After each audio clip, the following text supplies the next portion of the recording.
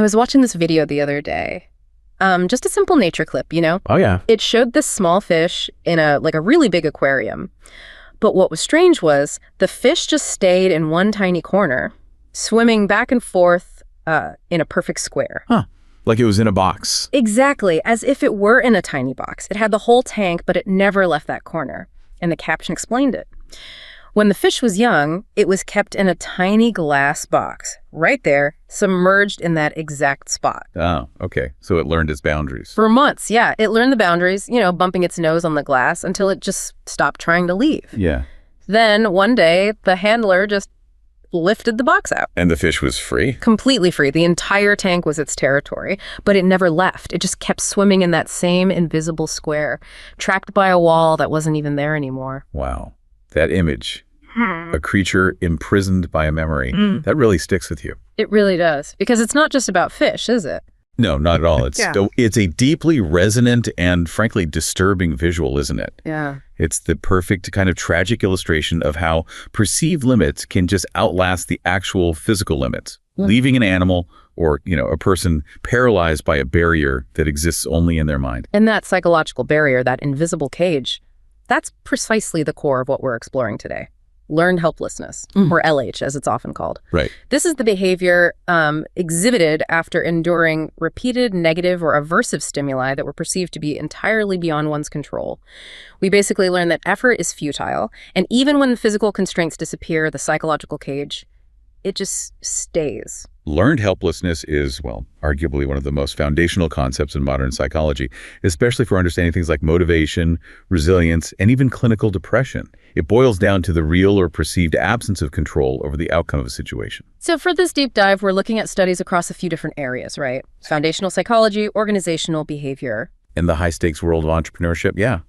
We're analyzing research from all those fields. Our mission, really, is to unpack where we encounter these invisible cages. We're going to look at the foundational mechanisms, some surprising consequences, like when the fear of failure gets amplified, and how this sense of futility manifests when walls that were once real become these invisible internal shackles in our careers, our mental health, our daily lives. Exactly. We'll explore the precise conditions that breed this kind of resignation, and perhaps most importantly, look at the psychological factors that empower people to rebuild their sense of agency, even after really profound setbacks. Okay, let's unpack this, starting with the psychological origin story, because this is really where the experimental science of control truly begins. The foundational research, initiated by Martin Seligman back in 1967, it's a classic study in behavioral science, involving dogs. Right, and it was a really rigorously designed experiment. The whole point was to isolate the impact of control, or the lack of it. They started by organizing the dogs into 3 distinct groups, all secured in harnesses.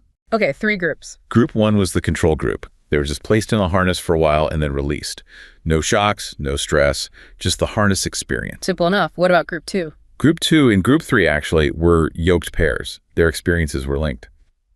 So the dogs in Group 2 received electric shocks, but, this is critical, they had a lever they could press or maybe a panel they could push with their nose to stop the shock instantly. They had demonstrable control. They learned their action had a direct effect. Precisely. Now Group 3, these are the dogs they were really interested in. They were paired with the Group 2 dogs. Whenever a Group 2 dog got a shock, its paired dog in Group 3 got the exact same shock, same intensity, same duration. But the difference was? For Group 3, the lever or panel they had access to did absolutely nothing. The shocks seemed to start and stop randomly from their perspective, entirely unrelated to their efforts. They endured inescapable shock. They learned that nothing they did mattered. Okay, so that's phase 1, learning control or learning futility. What happened next? The second phase is where the helplessness really shows up. All 3 groups were then placed in what's called a shuttle box.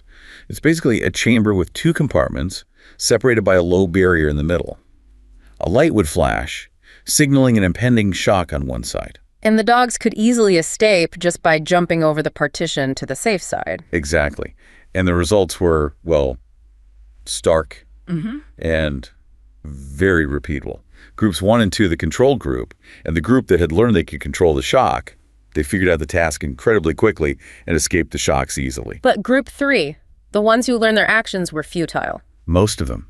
When the light flashed and the mild shock started, They just lay down passively. Some whined, but they tolerated the shock. They didn't even try to jump the barrier. They had acquired learned helplessness. But hang on, wasn't there a concern that maybe something else was going on? Like they learned a different behavior? Yes, exactly. That was the interference hypothesis. The worry was maybe the group 3 dogs didn't jump because while they were struggling against a harness during the inescapable shock phase, they'd accidentally learned some conflicting behavior like freezing up or lying still, and that behavior was interfering with their ability to learn the escape jump later. So how did they rule that out? Well, they conducted a subsequent experiment. It was more invasive. They actually immobilized the group 3 dogs using a paralyzing drug called Curar during that inescapable shock phase. Wow. Okay, so they couldn't physically move or struggle at all. Right. This physically prevented any movement, ensuring no learned interfering behavior could possibly be acquired. Then, when those dogs recovered and were mobile again, they were tested in the shuttle box. And the result? They exhibited the exact same helplessness behavior as before. They just lay down. So that confirmed it. It wasn't physical interference. It was purely psychological. A cognitive state based on learning that action and outcome were completely disconnected. The mind had learned that effort was useless. A profound psychological resignation. And this learning was deep. What's fascinating is what they initially found about trying to cure it. Right. How did they get the dogs to start jumping again? Well, threats didn't work. Rewards didn't work. Even watching other dogs successfully escape had no effect on the helpless dogs. Nothing external motivated them? Apparently not. The only thing that consistently broke the cycle was physically manipulating the dogs. Like picking them up, moving their legs over the barrier, actually forcing them through the escape action. And this had to be done at least twice. It required a forced physical retraining of the expectation of control. That's incredible. It suggests the resignation is so complete that external motivation just doesn't even register. But you mentioned earlier that neuroscience has kind of flipped the script on this, given us a deeper understanding. Exactly. The initial thinking was that LH was the subject accepting powerlessness, passive state being learned. But later neurobiological research, especially looking at areas like the graphene nucleus and the serotonin pathways, has suggested something quite different. It seems the brain's true default state is actually to assume a lack of control. Wait, so our default isn't agency, it's caution, assuming things are random. Pretty much. Our brains seem hardwired to be cautious, to assume outcomes are maybe random or external, unless proven otherwise. So control the feeling of agency isn't the default. Control is what is learned. Okay, so agency is a cognitive state we have to actively earn and maintain. Yes, through repeated successes where our effort clearly leads to predictable positive outcomes. So prolonged adversity, like in the dog experiments, doesn't so much teach powerlessness. It actually unlearns that crucial learned ability to exercise control. And when that learned ability breaks down, The brain kind of regresses to its default, more anxious state of futility. It reverts to assuming chaos. that completely reframes it. Learned helplessness isn't acquiring a new bad habit, it's losing a learned good one and falling back to a sort of ancient survival-based assumption that the world is uncontrollable. How does this translate to human studies? Does it hold up? Oh, absolutely. It extends beautifully. Think about that classic experiment with human subjects. They were asked to perform mental tasks, like solving puzzles, while listening to really distracting, unpleasant noise through headphones. This noise was specifically designed to impair cognitive performance. Okay, so a stressful condition. There were different groups. Yep. In one group, the participants were told they had an option. There was a simple switch right next to them, and they were told they could use it to turn off the awful noise at any time. Did they use it? That's the fascinating part. Almost none of them actually flipped the switch. But here's the key. The group that simply had the option, just to perceive control, performed the mental tasks significantly better than the group who had no switch and just had to endure the noise. Wow. So the mere illusion of agency, just knowing they could stop it, was enough to counteract the stress and the cognitive drag of the noise itself. Precisely. They didn't have to waste cognitive resources worrying about the noise or feeling trapped by it. It underscores that it's the belief in contingency, the perception of control, that often matters more than the objective reality. Okay, but that's a single stressful event. What happens when we move from that to more chronic negative outcomes, like repeated failure or maybe systemic issues at work or even clinical depression? That's where the individual's attributional style becomes absolutely critical. Attributional style. Right. This is about how we explain why bad things happen to us. This moves us beyond just behavioral conditioning into higher level thinking, doesn't it? It helps determine who sinks into that deep, depressive LH state and who bounces back. Exactly. This is the expanded theory developed by Abramson, Seligman, and Teasdale. They propose that how a person interprets or explains adverse events, their explanatory style, profoundly affects their likelihood of acquiring LH and subsequently developing depression. We tend to assess negative experiences along three fundamental dimensions based on Wiener's earlier attribution theory. Let's break those down because these seem key to understanding that pessimistic mindset you mentioned. Okay, first dimension, global versus specific. Do you see a negative event as pervasive, affecting everything in your life global? Or is it contained, restricted only to that specific situation, specific? So failing an interview, a specific attribution might be, okay, I bombed that one question about X. Right. Whereas a global attribution would be more like, I'm terrible at interviews, which means I'm probably bad at my job. I'm just not good with people. I fail at everything. Yeah. It spreads. Got it. That's the global trap. What's the second dimension? Stable versus unstable. Is the cause of the negative event seen as permanent, something that will always be true, stable? Or is it temporary, specific to this moment or circumstance, unstable? Example. Attributing that failed interview to a stable cause might sound like, I failed because I'm just not smart enough. That's perceived as unchanging. An unstable cause would be, I failed because I didn't sleep well the night before, or I was feeling ill that day. That's temporary, circumstantial. Permanent versus temporary. Okay. And the third scale. Internal versus external. Is the cause perceived as being something within the person, like, it's my fault, or I lack the ability, internal? Or is it due to situational factors outside their control, like it was bad luck, the interviewer was biased, or the market conditions were impossible, external? Okay, global, specific, stable, unstable, internal, external. So if we combine these, what's the most toxic mix?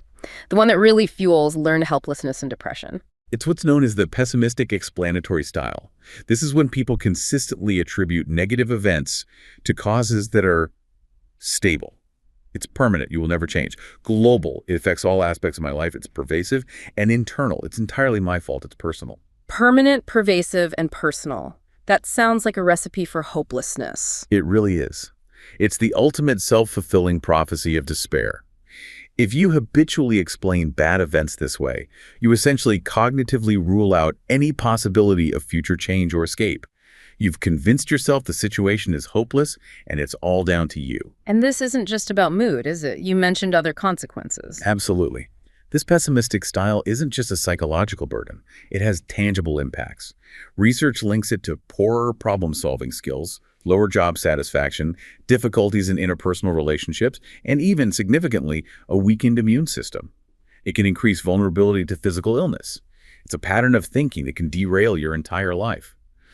Thinking about that toxic attributional style, permanent, personal, pervasive, it makes me wonder how we process failure itself, especially if those failures happen early on when we're young.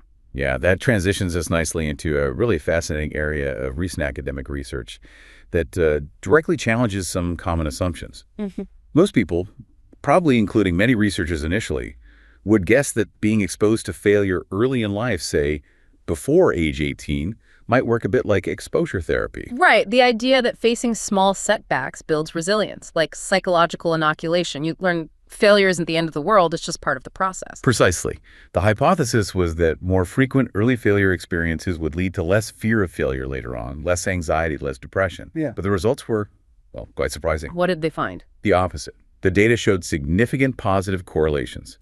More frequent self-reported early failure experiences were linked to more fear of failure, more anxiety symptoms, and higher depression scores in young adulthood. Wow. So more failure early on seemed to correlate with worse mental health outcomes, not better. Failure wasn't necessarily building resilience in this group. Exactly. Which immediately begs the question, if exposure therapy works for things like phobias, why does exposure to failure seem to reinforce the negative? The research suggests failure isn't just a neutral event. Its impact is heavily mediated by our psychological processing. Okay, so what are those mediating processes? Why would more early failure lead to more fear and distress later? There are a few key possibilities explored in the research. First, retrospective biases. We know that individuals who are currently depressed or highly anxious tend to have a memory bias. They disproportionately recall negative memories. So they might think they failed more often simply because those negative memories are easier for them to access now due to their current mood. It's certainly possible. Their current mental state acts like a filter, making past failures feel more frequent or significant than they might objectively have been. It could be a bit of a feedback loop. The current anxiety colors the memory of the past. Makes sense. What else? Second, relatedly, is emotional encoding. If someone is generally prone to anxiety, they experience worry, fear, nervousness more intensely. They likely had a stronger emotional reaction to those past failures when they happened. So the memory isn't just, I failed the test, it's, I failed the test and it felt devastating. Exactly. That heightened emotional charge creates stronger, more salient long-term memories.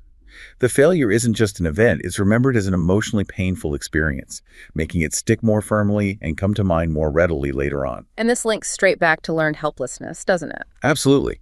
If a child fails frequently, especially if they feel like they're trying really hard but still not succeeding, they might develop that core LH belief. My effort doesn't actually change the outcome. That feeling that the system is rigged or that they're just not capable, regardless of effort. Right. And that cultivates a deep lack of perceived agency or control over one's life outcomes. This directly fuels feelings of hopelessness, which is a major component of depression. The consistent disconnect between putting in effort and getting the desired result, success, just weakens that mental link. Eventually you think, why bother trying? The study also did something interesting in separating anxiety and depression in relation to this fear of failure, right? Using mediation analysis. Yes, that was a key part. They already established that fear of failure was positively correlated with both anxiety and depression symptoms. But the mediation analysis helped unpack how failure frequency connects to each. How did that work? Well, for anxiety, which we understand fundamentally as a fear-based disorder, the analysis showed that fear of failure accounted for almost all of the relationship between how often someone reported failing early on and their current anxiety levels. Meaning, when they statistically controlled for the level of fear of failure, the direct link between failure frequency and anxiety pretty much disappeared. It suggests the pathway is more early failure leads to more fear of failure, and it's that fear which primarily drives the anxiety symptoms. Okay, but it was different for depression. Yes. For depression, which is more of a low mood disorder characterized by hopelessness, low energy, etc., the story was different. Even after accounting for the mediating role of fear of failure, the direct link between the frequency of early failures and current depression symptoms remains significant. So fear of failure is part of the picture for depression, but it doesn't explain the whole link. Exactly. It suggests that other mechanisms, beyond just fear, are strongly at play in how early failure contributes to depression. And this points right back towards learned helplessness and hopelessness, that core belief that things won't get better, that effort is futile is likely being powerful, additional drivers distinct from acute fear. Fascinating distinction. Now, before we move on from this study, there was one more finding that really jumped out at me, the part about the growth mindset. Ah, yes, that was quite counterintuitive. We hear so much about how believing intelligence and abilities aren't fixed, that they can be developed. The growth mindset is key to overcoming challenges and learning from failure. You'd assume people with a strong growth mindset would fear failure less. That would be the logical hypothesis, right? If you see failure as an opportunity to learn and grow, you shouldn't be as afraid of it. But the study found what? Surprisingly, in this particular sample, there was no significant correlation between having a growth mindset and the reported level of fear of failure. The two seemed unrelated. How do we make sense of that? Does it mean growth mindset isn't important? Not necessarily, but it suggests that the fear of failure might operate somewhat independently of that cognitive belief about malleability, at least for some people. Why? Well, think about what failure often involves in real life, especially academically or professionally. It's not just about not getting the right answer. Exactly. It can involve significant emotional costs, embarrassment, shame, disappointment. It can have social consequences, letting down a team, facing criticism. It can impact your self-view, your professional reputation. These secondary fears, The fear of social judgment or profound personal disappointment might be so powerful that they drive avoidance behavior, even if you intellectually believe you could improve next time. The emotional sting might just be too strong, regardless of your cognitive mindset about learning. That fear of social consequence, of futility, that feels like a perfect segue into the corporate world, where learned helplessness can operate on a much larger scale, sometimes paralyzing whole teams or even organizations. Absolutely. This brings us squarely into organizational behavior research, looking at how LH impacts things like employee innovation, how people progress in their careers, and why organizations sometimes resist crucial changes, like digital transformation. We've seen reports suggesting this isn't uncommon, especially in large, established companies, maybe in competitive global markets. Can we paint a picture of what this looks like? Yeah, let's imagine someone, we can call him Kenji. He's a mid-level manager at a big traditional electronics company. Maybe 20 years ago, he joined full of energy, seen as a rising star with lots of innovative ideas. Okay. A decade ago, perhaps he saw the shift coming and proposed a major strategic pivot, maybe towards subscription software services. But senior leadership shot it down. Kenji, that's not our core business. Focus on improving hardware margins. Ouch. Okay. So he tries again later. Maybe he champions a smaller, agile project developing a direct-to-consumer mobile app to complement their hardware. But the idea gets bogged down in bureaucracy, endless committee reviews, internal risk assessments that drag on for years until, inevitably, a competitor launches the exact same thing and grabs the market. Deflating, to say the least. Utterly. So now, fast forward to today. The CEO is up on stage, announcing a massive, urgent digital AI transformation initiative. Everyone needs to innovate, be agile, drive change. Kenji is sitting in the back of the auditorium, maybe checking his email. A young, enthusiastic new hire next to him whispers, "Wow, sir, isn't this exciting? We finally get to build new things." And Kenji just gives a tired little smile and says, "Yeah, it's great. Just make sure your standard quarterly reports are filed by Friday. That's what really matters around here." He's not being lazy or obstructive, is he? No, Kenji isn't lazy or unintelligent. His passive resistance, his lack of engagement, that's the learned helplessness of an innovator who has been systematically shut down by the organization one too many times. When we talk about resistance to change in companies, it's often not some abstract force. It's the accumulated weight of thousands of talented people like Kenji who learned, through painful experience, that their efforts to innovate or speak up were futile, so they just stopped trying. Kenji's story perfectly captures that idea of acquiescent silence. How does the research define this in an organizational context? Well, first, organizational research defines voice. And voice here isn't just venting or complaining. It's specifically about employees expressing constructive suggestions, raising concerns about problems, or offering innovative opinions to management. It's seen as a strategic attempt to exert some indirect influence or control over a situation. Okay, so voice is an attempt to have impact. Exactly. And the absolutely critical factor here is instrumentality. That's the employee's perceived impact or effectiveness of their voice. If Kenji repeatedly voices great ideas but sees absolutely no tangible result, no adoption, no change, his perceived instrumentality plummets. Right, he learns, my voice doesn't matter here. Precisely. And that leads directly to acquiescent silence. This is when employees deliberately withhold their ideas or concerns, not out of fear necessarily, but out of resignation. They believe speaking up is pointless, futile. For over 20 years, scholars have suggested this type of silence is basically the organizational equivalent of learned helplessness, and recent studies have provided solid experimental backing for this link. How does this LH develop in the workplace setting, according to the research? It develops through that repeated experience of low voice instrumentality. Individuals progressively learn, trial after trial, that exerting the effort to voice their ideas is useless. This slowly erodes their sense of personal control within the organizational context. And there's a neurological component suggested too. Yes, the theory is that this psychological resignation might be underpinned by the deactivation of the behavioral activation system, or BAS. The BS. Remind us what that does. The BAS is the fundamental neurobiological system that governs our approach behavior.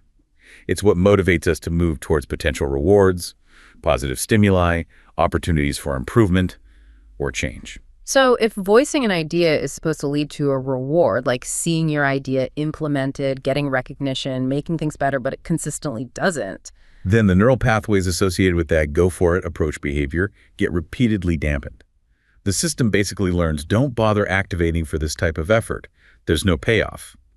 The repeated absence of positive consequences for voicing ideas leads to decreased BAS activation over time. You're literally being trained biologically to stop generating or offering up ideas. Did the experiments confirm this? Yes, they ran studies validating this with both university students and, importantly, actual retail workers. In these experiments, participants went through several trials where they had to generate proposals or suggestions on various workplace-relevant topics. And they manipulated the feedback. Exactly. The control group got feedback suggesting their proposals were often well-received, retained, or potentially acted upon high instrumentality. The crucial experimental group, the low instrumentality condition, consistently received clear feedback that their proposals were not retained, dismissed, or simply ignored. What happened when they were given a chance to voice opinions later? The results were very clear.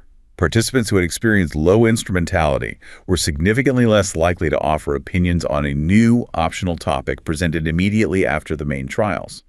This directly demonstrated the acquired state of acquiescent silence. And did they feel helpless? Yes. Those same participants also reported significantly higher feelings of helplessness on questionnaires. They explicitly endorsed statements suggesting they felt their efforts were pointless or that they couldn't make a difference. And did their actual output change during the trials? Interestingly, yes, particularly in the student population in the first study. Low instrumentality led to a measurable decrease in the number of suggestions they offered over the course of the trials. You could see them actively disengaging and self-censoring more as they learned their input wasn't valued. But you mentioned a nuance with the retail workers. Right. With the retail workers in the second study, that drop in the quantity of voiced ideas over the trials was less pronounced. Why? Well, these workers were often being compensated for participating in the study. They had a strong external incentive getting paid to keep performing the task and generating proposals.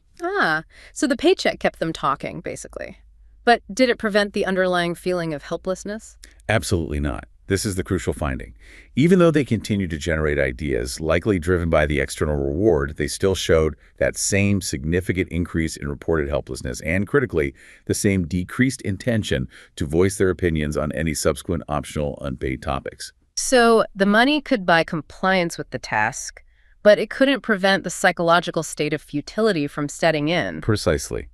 The motivation to complete the task for pay was separate from the learned belief about the futility of their voice having any real impact. That is a huge warning for managers, isn't it? Merely setting up channels for voice-like suggestion boxes, running annual employee surveys, holding town hall meetings. If you don't actually demonstrate genuine consideration and action based on that input, it's not just ineffective, it's potentially damaging. It's actively dangerous, psychologically speaking. You might be unintentionally breeding resignation and learned helplessness among your employees, even the ones who seem engaged, because they're doing what they're paid to do. And the risk for innovation must be massive. Huge. Especially in departments specifically focused on innovation, like R&D or product development. If you consistently dismiss new ideas or let them die in bureaucratic processes, that low instrumentality directly cultivates a long-term reluctance to suggest anything novel or risky. You are, in effect, training your most creative people to become silent and helpless. So if the corporate cage is often built from bureaucracy and ignored voices, the entrepreneurial world, especially in tougher economic environments, presents a different kind of cage. One built more from systemic adversity and the high social cost of failure. That's right. Failure is, of course, an inherent part of entrepreneurship everywhere. But in emerging markets, contexts like Nigeria or Pakistan, for example, where institutional support systems, stable regulations, reliable infrastructure, access to capital might be weak or unpredictable, failure hits much harder. The consequences are magnified. Dramatically. Entrepreneurs there often face severe social costs if their business fails, intense stigma within the community, loss of vital social networks. And the financial costs are devastating too. Loss of personal savings, family income, and often an inability to access affordable financing ever again. This brings us to that focus on how repeated entrepreneurial failures, combined with these systemic economic barriers, can really foster learned helplessness among small business owners in developing countries. Yeah, let's try to synthesize a common story based on interviews from these contexts. Imagine a woman, maybe named Priya, in a developing region. She starts with incredible drive. Her first venture is a small textile business. She manages to get a small loan, but then gets caught in a web of systemic issues, maybe demands for bribes, constantly shifting permit rules, and it eats up all her capital before she even sells anything. She fails. Okay, setback one. She tries again. Maybe she opens a small food service this time. But then she's hit by factors totally outside her control. Inconsistent electricity supply that spoils her inventory. A sudden, arbitrary change in local health regulations that makes her operation illegal overnight. She's forced to shut down again. Second failure. So the system itself seems to repeatedly punish her effort and ambition. Exactly. So now, maybe Priya runs a tiny, very basic street stall. She sells only prepackaged snacks and drinks, things with minimal risk, minimal investment. An NGO comes along and offers her a significant microloan, plus technical training to modernize, maybe adopt a digital point-of-sale system, get her potential products onto a national e-commerce platform, real growth potential. And Priya? She politely refuses. She says she's fine just selling her chips. It's steady. It's not that she lacks ambition or doesn't see the opportunity, is it? No, not fundamentally. Her refusal to innovate, to take that next step, is likely a profound psychological defense mechanism born from learned helplessness. She has learned, through bitter, repeated experience, that every time she tries something ambitious, the systemic barriers, the corruption, the unreliable infrastructure, the unpredictable regulations will inevitably rise up and crush her effort. The system has taught her that the link between her hard work and a successful outcome is just not reliable. It's non-contingent. Precisely. That systemic barrier aspect is so critical. When external factors consistently punish ambition, it creates a particularly deep and difficult-to-break form of helplessness. It feels less like personal failure and more like the world itself is rigged against you. But the research also shows a contrast, right? Some entrepreneurs, even in these incredibly challenging environments, do bounce back. They become resilient serial entrepreneurs. Yes, absolutely. They manage to engage in what the research calls learning from failure, LFF. And interestingly, their motivation to restart isn't always just pure optimism or passion. Often it's driven by the intense, immediate pressure of the situation, the economic hardship they face after closure, the social stigmatization they need to overcome. They have to find a way forward. And the failure itself can change meaning for them. Yes, the Nigerian study highlighted this really well. For these resilient individuals, failure shifts from being purely a liability, something shameful and damaging right after the collapse, to becoming an asset during the process of starting and running the next venture. How does it become an asset? It creates a kind of psychological buffering effect. Having already experienced and survived the absolute worst total business collapse, they are mentally better prepared to handle the inevitable shocks and downturns later on. New competition emerges. Government regulations change suddenly. They've seen worse. They're less likely to panic or give up. They're psychologically inoculated against disaster, in a way. So, if Priya seemed to sink into helplessness, what are the key factors that predict whether an entrepreneur can actually learn from failure, LFF, and re-engage, especially in these high-stakes contexts? A really insightful study conducted in Pakistan identified 5 critical psychological and cognitive factors that significantly predicted this ability for entrepreneurial learning from failure, or ELF. These seem to be the keys that unlock the cage for some. Okay, let's unpack these 5 components. What's the first one? First, unsurprisingly, is resilience, RES itself. This is that foundational capacity to bounce back psychologically, to recover from setbacks, manage stress, and maintain a generally positive, forward-looking attitude even after significant losses. It's the core engine of recovery. Makes sense. What's second? Second is entrepreneurial self-efficacy, ESE. This isn't just general self-confidence, it's the specific belief in one's own ability to successfully perform the challenging tasks involved in entrepreneurship, identifying opportunities, securing resources, managing operations, etc. And high ESE helps them analyze failure better. Exactly. High EAC seems to foster a deeper, more objective analysis of why the failure happened. It shifts the focus away from just blaming oneself on a failure, or blaming external luck, the market was bad, towards analyzing specific strategic or operational breakdowns that can be learned from. Okay. Third factor. Third is emotion regulation, Yeah. ER. This is absolutely vital. It's the ability to manage distressing emotions like anxiety, frustration, disappointment during and after the failure event, allowing the person to remain composed enough to think analytically. So they don't get caught in that emotional trap. Right. Good emotion regulation prevents overgeneralization. It stops one bad experience from triggering that global, stable, internal, pessimistic attribution style we talked about earlier, the one that says, because this failed, everything I try will fail. It keeps the cognitive space open for learning. Crucial. What's number 4? Fourth, and this connects directly back to preventing learned helplessness, is having an internal locus of control, ILC. This is the fundamental belief that you can influence outcomes through your own actions, effort, and decisions. You believe you're in the driver's seat, not just a passenger subject to external forces. Precisely. Entrepreneurs with a high ILC see themselves as agents in their own destiny. This empowers them to extract valuable, actionable lessons from failure. What could I have done differently? Rather than just passively submitting to perceived external circumstances, there was nothing I could do. They resist attributing failure to permanent external factors they can't change. And the fifth factor. The fifth one is recovery capabilities, RC. This is slightly different from just resilience. It focuses specifically on the speed and the strategies an individual uses to regain their previous level of functioning and motivation after the failure event. The study found that higher RC significantly predicted how quickly entrepreneurs re-entered the market with a new venture. They don't just learn, they learn and act on those lessons quickly. So these 5 factors, resilience, self-efficacy, emotion regulation, internal locus of control, and recovery capabilities together paint a picture of the psychological toolkit needed to turn failure into fuel. Exactly. And these resilient entrepreneurs demonstrably use that learning from failure, LFF, to make more strategic, informed decisions in their subsequent ventures. How so? What kind of adaptations do they make? Well, for example, they learn to assemble more than adequate resources from the start, anticipating potential systemic shocks or lack of support.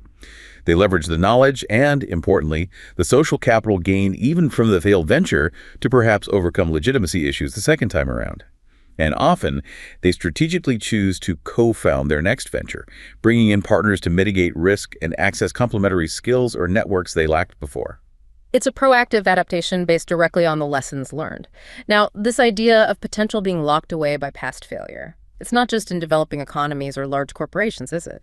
We see similar patterns even among highly skilled individuals in dynamic fields like tech, right? Absolutely. Let's take another example, maybe closer to the kind of setbacks faced by graduates in STEM fields.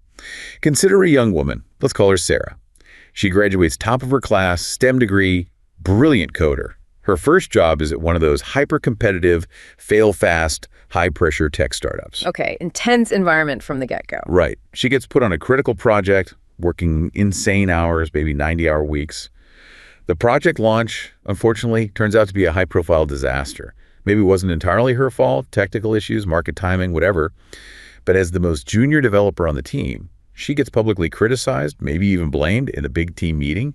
She's absolutely devastated by the experience and quits about a month later. A single but really traumatic early career failure. Exactly. Now, fast forward 5 years for Sarah. She's working in the IT department of a large, stable insurance company. She's incredibly good at her job, which involves maintaining legacy database systems. It's predictable, low-risk work. She found stability. She did. Her manager recognizes she has immense technical talent, way beyond database maintenance. He keeps encouraging her, Sarah, you should join the new AI and machine learning division we're building. It's cutting edge. We'll pay for advanced certifications. And Sarah's response? She always politely declines. She says things like, oh, I'm just not really a high-stress, new tech kind of person, or I actually prefer working on stable, established systems. But that stated preference might be masking the real reason. Very likely. Beneath that preference for stability is the deeply learned lesson from her first job. What she might really mean, subconsciously or consciously, is, my early career failure taught me that trying ambitious things in high-stakes, innovative environments leads to public humiliation and severe emotional pain. It's psychologically unbearable. So she learned that ambition in that context leads to devastating consequences. Yes. Her immense potential, her ability to contribute to cutting-edge tech, is effectively locked away by the memory and the learned emotional response from that single early failure. It's a perfect, albeit tragic, illustration of how learned helplessness, born from early setbacks, can prevent talented graduates from engaging with continuous learning, career pivots, and adapting within the very dynamic industries they seemed destined for. Sarah's example really brings it all together, doesn't it? Whether the initial barrier was systemic, like Priya faced with corruption and infrastructure issues, or organizational, like Kenji with ignored ideas, or psychologically traumatic, like Sarah's public failure.